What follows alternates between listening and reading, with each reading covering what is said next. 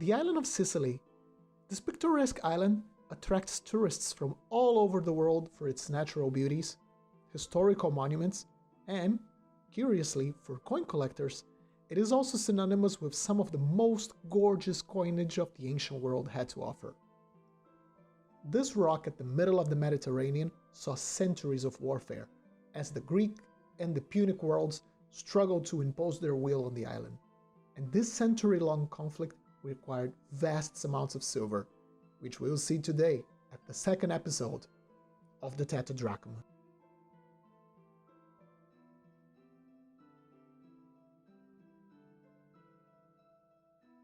It's the 8th century BC, and the island of Sicily attracts the attention of two civilizations.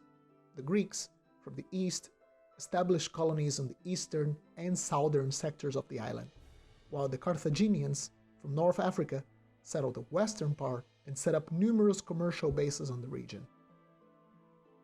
Placed at the center of the Mediterranean, it was evident that the island would be a fantastic commercial hotspot between the western and the eastern Mediterranean, dominating the flow of goods from one side to the other. And with two big players on early European politics counting with control of the region on their plans, war was a matter of time. And war was something that the region saw for centuries. Carthaginians and Greeks would bring their full force to the battlefield, as well as counting with hired mercenaries from their spheres of influence to try to take the island for themselves. Mercenaries are paid with good silver, and lots of silver had to be used. The most famous city in the region, and the name that lights up a spark on the eyes of numismatists, is Syracuse. Originally a colony from Corinthian settlers, the city was initially blessed by good sources of fresh water, fertile lands, and cooperative natives on the surroundings, which led to its quick development into a commercial powerhouse. All of this prosperity took the shape of a lot of silver circulating inside the city.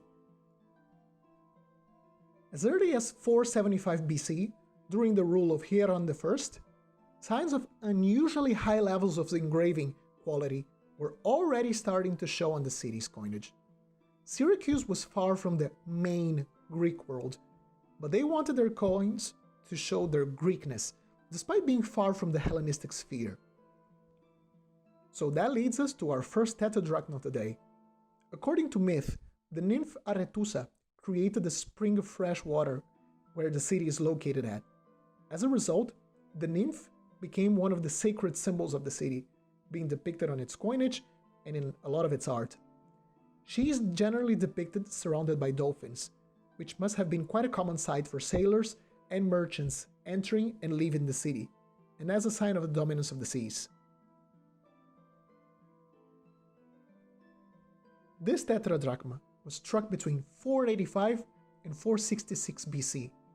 We can see on the obverse a bust of Arethusa, surrounded by the aforementioned dolphins, and the legends that translate to "from Syracuse."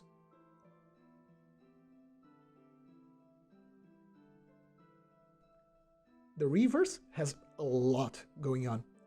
Let's not forget we're still in the 470s BC. In general, coinage did not have this kind of quality and complexity. So this is a show of impressive skill by the Syracusans.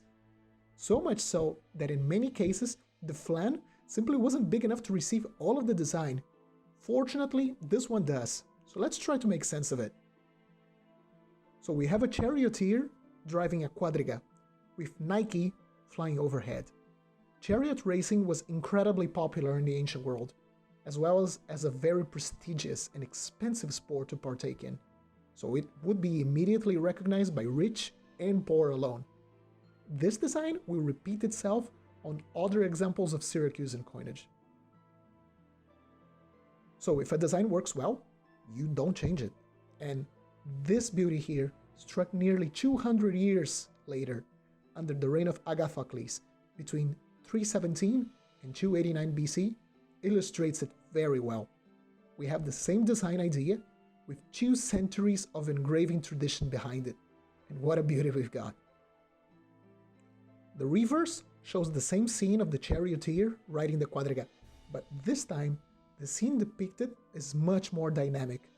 Not only the scene is depicted with a perspective, but each horse has its own set of legs in slightly different positions. Their heads point out in different directions, and there's absolutely no repetition shown. On the lower part, we can see the legends from Syracuse, proudly announcing who made this gorgeous piece of art. If you think you have seen the symbol on the top of the coin before, it is because you have. It is still present to this day on the flag of the island. This is the kind of deliberate attention to detail that marks Syracuse as such an outstanding place for coinage.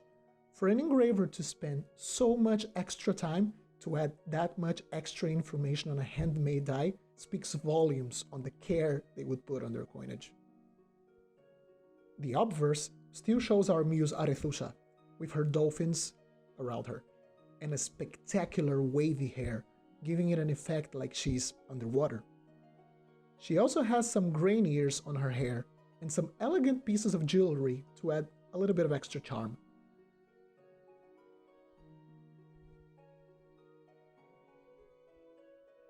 But let's not forget the other side of the battlefield. The Carthaginians had a sprawling empire, and by the time of Agathocles, were at the height of their power. Being an empire heavily focused on commercial activity, the Carthaginians employed mercenaries and troops of their client kingdoms to do the heavy fighting for them. Now, I am just showering Syracuse with compliments, but the fact is that the Carthaginians had a lot of very competent engravers as well. Carthage came up with the smart idea of inspiring the Tetradrachm they would issue on famous coins of the time and adapting them to Punic themes.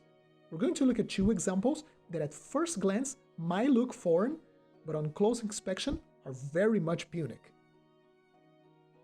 Let's start by this majestic adaptation of the previous Agathocles Tetradrachm.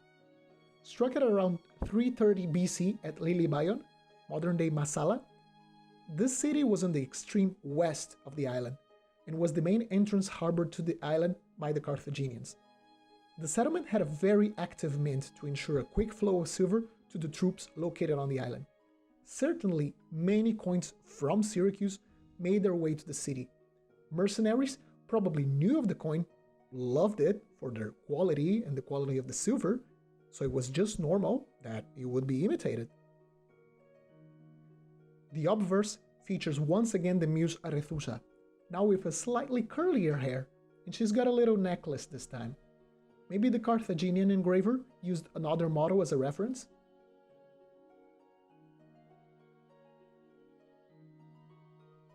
The resemblance between both obverses is striking, and I just love the fact that both muses are facing the opposite direction.